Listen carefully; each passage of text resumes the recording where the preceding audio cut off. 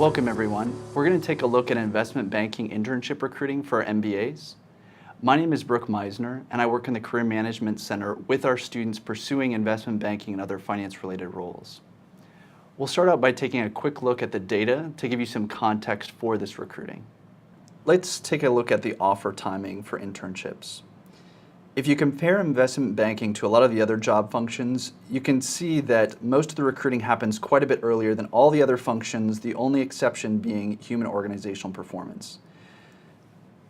The timing is also very structured. As you can see, things are really focused around October, November, December, January. Things really kick off with Wall Street Week. That's a trek when we take a group of students who are interested in financial services to New York and sometimes to other cities, to meet with employers, especially alumni who work in financial services. This happens over Owen's fall break in early October. October and November are the key months for networking and applying, and November and December are when most of the first round interviews happen. Firms that require second round interviews will have these in December and January, and then as you can see, potentially late in the spring, there will be a couple of offers from smaller local firms. I'm excited that you all have a chance to hear from some of the students who've been through this process. We have a group of first years and a second year who you'll get a chance to hear directly from and learn from their experience. Jason, do you mind starting off and telling us a little bit about your experience? Sure, Brooke. My name is Jason Levinson. I'm a second year MBA student here at Owen. Prior to Owen, I was working as a petroleum engineer, and coming to Owen, I focused on investment banking recruiting. I spent my summer with RBC Capital Markets in Houston, and will be joining them full-time after graduation this May. Hello, my name is Alejandra. I'm from Ecuador. Before Owen, I used to work in the Treasury Department of a big food company.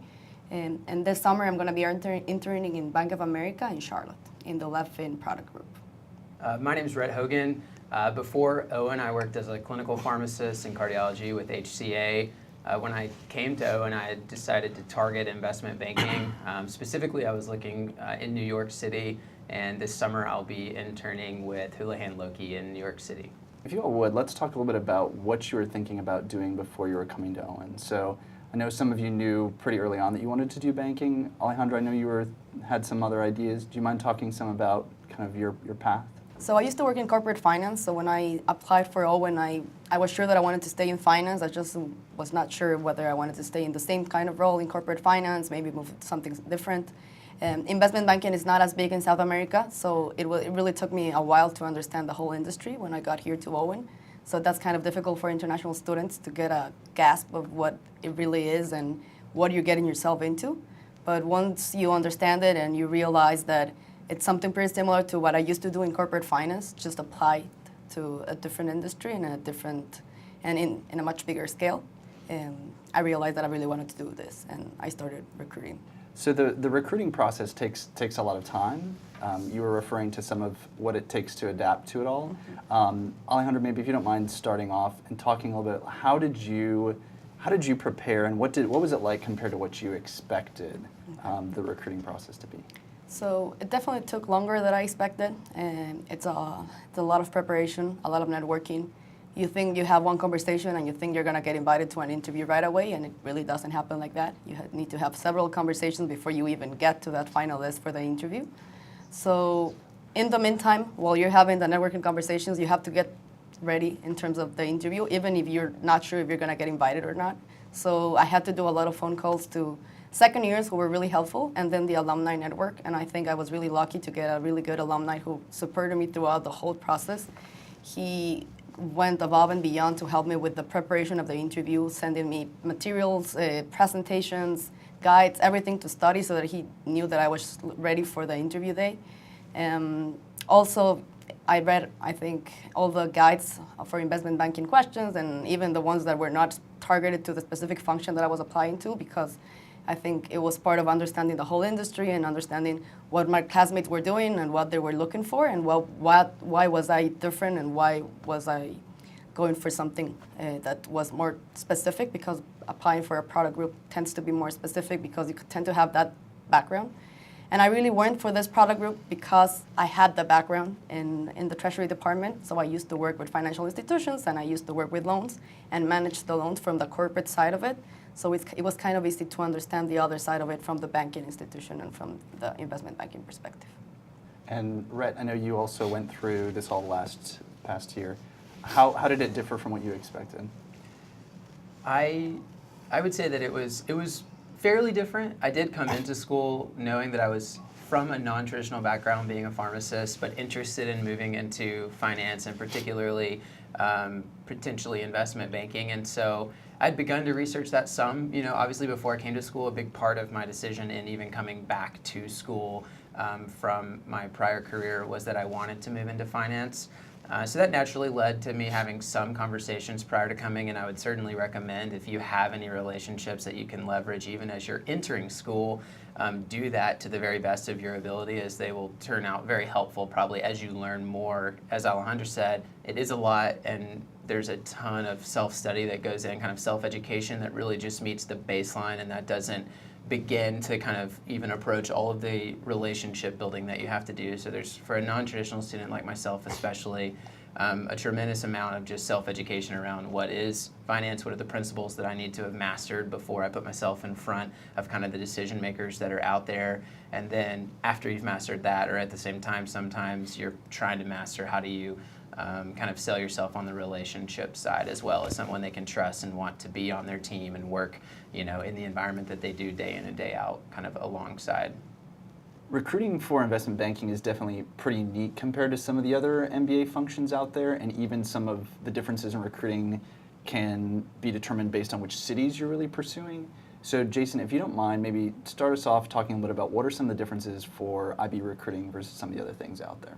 Sure. I think, what really sets it apart is the timeline. I think really the only other comparable job function would probably be consulting.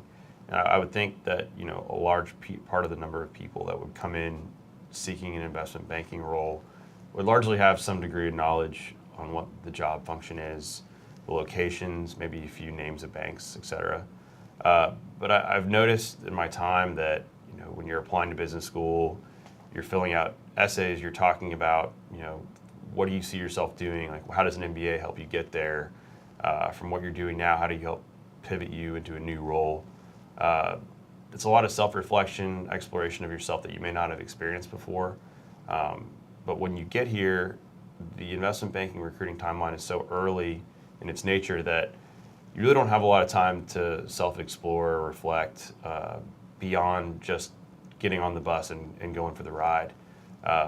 The fact of the matter is they do start networking in Mod 1, the first few weeks after you get here, at least early conversations, and that leads on to further recruiting into Mod 2. And you, large part, will have a yes or no answer, before you come back and start classes after the new year. So you're left with a little bit less time to actually be able to think, now that I'm here at Owen, I've gotten in, I've moved to Nashville, what am I going to do, when I graduate? And your classmates around you are going to have that luxury of being able to wait until the spring to recruit. But I guess, the nice part about it is so will you. And at worst case, you walk away with, a lot more knowledge in finance and a network in the investment banking industry. And the best part could be that you land an investment banking internship. It's exactly what you want to do, and you get to enjoy yourself, in the spring part of the year when everyone else is recruiting. So, Mm-hmm. Yeah, and I think just a quick caveat on this, but it seems like too with investment banking recruiting, it's so much focus on that first year. If you don't get an internship in investment banking, it's really hard to get a full-time position without that. Rhett, is there anything that you want to add to that, or anything you want to talk about recruiting? You're headed to New York this summer. Anything specific about recruiting in New York? As far as New York, it is a little bit different than some of the other locations, even within the investment banking recruiting. The main reason being is it's a little further away than Charlotte, but more importantly, it's just different locations. So the three locations, really primary locations that I have friends or relationships with people that have gone on to do it are Houston, Charlotte, and New York. And I would say that it is very difficult to recruit even across two of those locations. It is possible and people do it, but the commitment is, even more than I've already stated that it takes to kind of be successful in the recruiting. Now you've got to do that across two locations, across two groups of relationships. And so that's something that I thought a lot about even before I came to school, was just where do I personally want to end up from a geography standpoint. So that's even aside from kind of what do I want to do, but even after investment banking, there are investment banks, in multiple places across the country. And so once you decide on a location, it does, I think, make things a little bit more straightforward for you. At least when you get the long contact list or you're starting to build a contact list yourself, what you're looking for from that level, right? Like I'm looking for investment banking relationships in New York City, and then you can kind of go from there for your next level.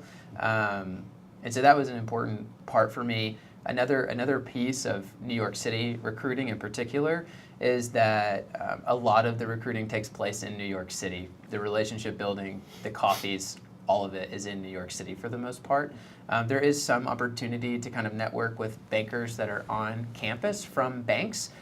Most of the time, I would say, those bankers are not themselves from New York City. They can be relationship builders for you and kind of links to New York City, but to really build the relationships that are required to be successful in the end, you have to go to New York City itself a number of times. And I would probably argue across any of the locations, you're going to spend some time building relationships kind of on the ground there as part of a showcase of your commitment and interest in being there for the long term. One of the themes we've been talking about is networking and how important it is, especially for a client-facing role like banking. Alejandro, would you tell us some about what it looked like for you to leverage the diversity networking that you took advantage of? How did you get involved with those events, and how are they helpful for you? Okay. So I first got involved with those events through the Finance Club. So the Finance Club is a really good resource that you should keep in mind and keep in contact with them throughout the Mod 1.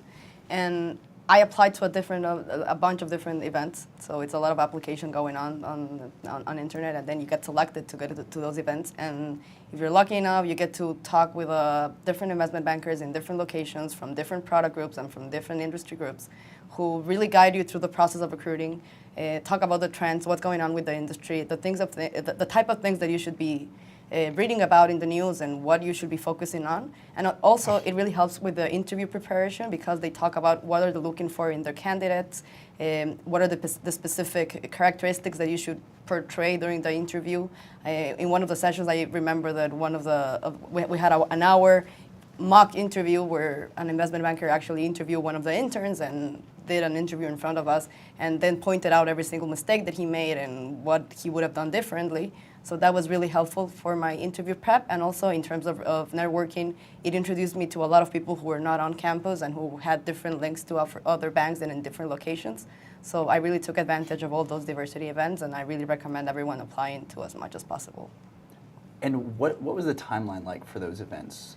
I remember sending out applications the beginning of October, and then I went to 3 or 4 events, late October and first week of November. So those were the main events.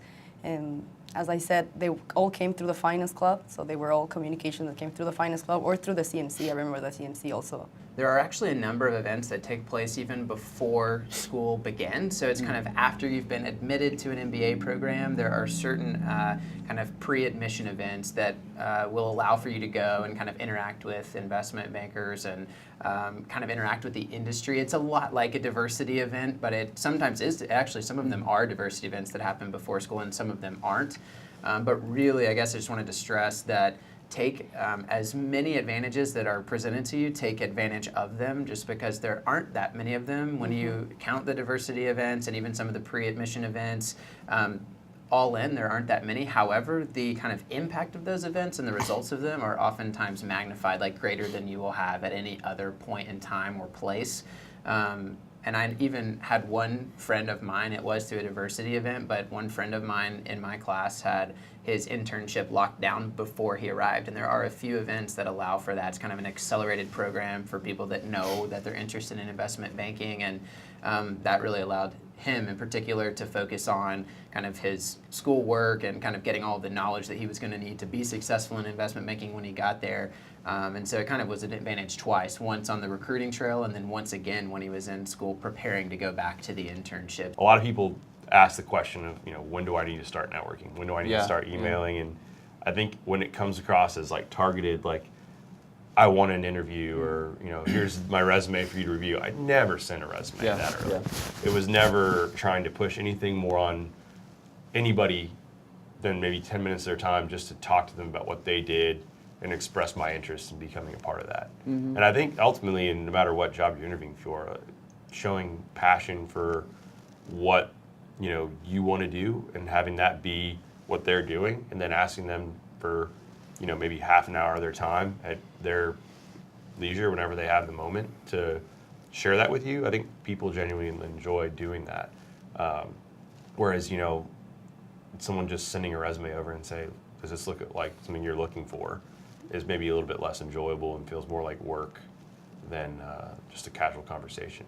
So that's kind of what I thought. Maybe something that I could add to that is that when you have these informational interviews that are not a formal presentation of a resume or a formal petition of a job, you kind of get the grasp of what the work is from a different perspective, like a more informal conversation, so you can ask things and feel more comfortable asking things about, tell me a little bit more about your time schedule and those kind of things that you wouldn't ask if you're actually looking for a job and asking them for a job because you think that might be, I don't know, detrimental for your job search. Yeah, I never even really viewed it as an interview, like Yeah, an it's informational interview or a formal. For me, I mean, just to be really candid about it, I felt the more I did to meet more people in the bank, the easier it would be come real interview day when there's really no one new that you're going to introduce me to, because I've met most of the people on your team and we've at least had coffee together, we've had a phone conversation together, we've spoken about things that we're mutually interested in, we built some sort of rapport. And so for me,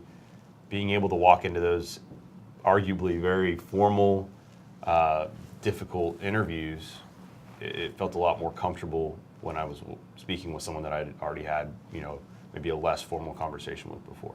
And Jason, is there anything that if you did it all over again, you wish you would have done differently? I think it all worked out well. I think, I'm ending up where I want to be, and I got very fortunate in that. I think what caught me a little bit off guard, and I think a lot of people that, have either been successful or unsuccessful in the recruiting process will tell you, is that if you're not coming from a traditional background, which most people are not, that are going into investment banking, the technicals can be challenging. And I think that's something that's not necessarily a known quantity whenever you walk into the doors of Owen. I certainly would have benefited a little bit more from maybe some advanced prep prior. I'd come from an engineering background, was pretty familiar with the material balance, but I had never done credits or debits, accounting, anything finance related that I was going to be asked in a few short months. And I think to actually have a working knowledge of that material takes more than just kind of reading through the chapters of a book.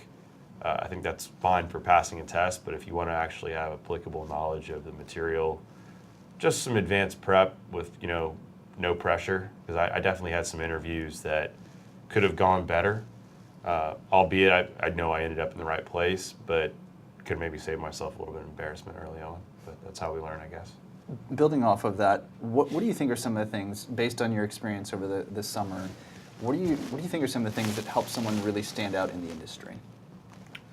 I think it applies really to any summer job. I think it's a willingness to learn. I think you come in with engaged humility in a way. I tried my best to be, first in, last out, and ask questions, be willing to do things that maybe other people didn't want to do, raise my hand more. But I think when it comes to investment banking and your opportunity that you'll have over the summer, it doesn't mean from 8 to 5 or 8 to 6. It can mean much later in the evening and sometimes on the weekends. So I think for me it felt natural very quickly. You'll know that I think early on, is this for me? Because to me the summer flew by very quickly considering how much time we spent. That being said, I was able to work on some really interesting deals, but at the same time, it never really felt like work. I felt like I was doing what I was supposed to be doing. So that's kind of my thoughts on that. And Alejandra, you worked some in finance before coming to Owen. What about from that past experience? What things really help certain people to excel in their work?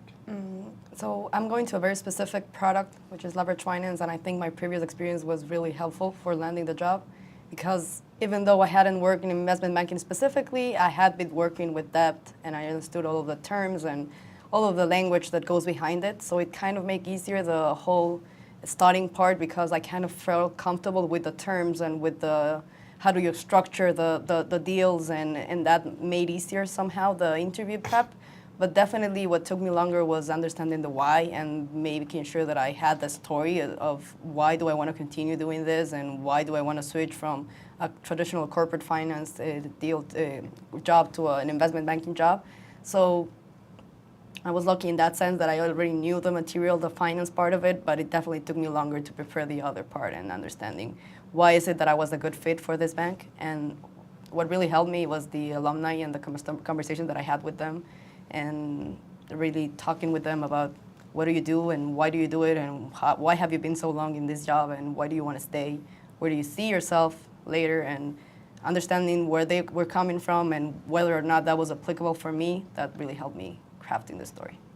In wrapping up, what's one piece of advice that you'd give to prospective or incoming students? And Rhett, we can go ahead and start with you. You know, I think if I was going to give one piece of advice, it would be, and with my background being kind of non-traditional, learn everything you can about the industry and then ask yourself, why do you want to be in it?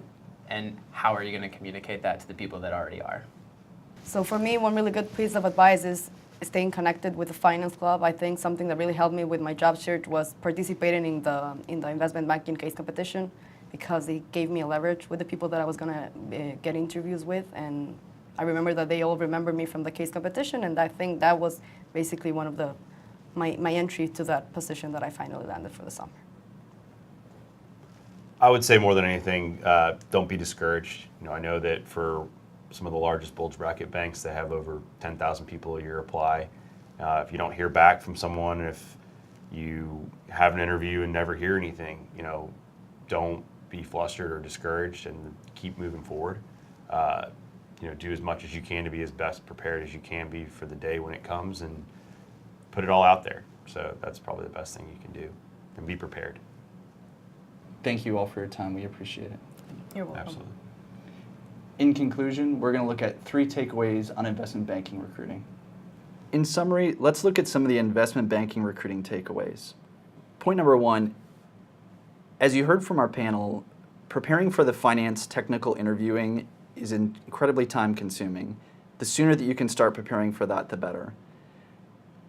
This will really help you if you can start looking at things like accounting, valuation, modeling, following the markets, starting to track some of the key deals that are happening. And the good news is that at Owen, there's a lot of resources that can help you prepare for those. Things like the finance club, classes that you're taking, the Training the Street sessions that'll be happening typically around mid-September, as well as doing your own self-study. Point number 2, Owen's Wall Street Week is really a gut check. If you're going to go all in investment banking recruiting, this is the time that you need to make that decision. If you're not, that's fine, but if you're going to go for it, it's going to be a lot of hard work afterwards.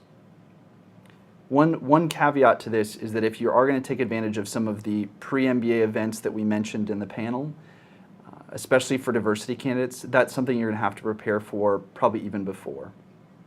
As a third point, after the Wall Street Week, things are really a lot on your own. And by that I mean you're going to want to work hard on scheduling trips to go visit with alumni and other contacts. Some of this depends a little bit on which cities that you're going to be doing your recruiting in, but especially for cities like New York, where investment banking recruiting is most competitive, you'll want to plan to have multiple trips up there to meet with people directly. Thank you all for joining us. I'm glad you had a chance to learn from the experience of some of our students, and I look forward to having you here on campus and getting to work with you.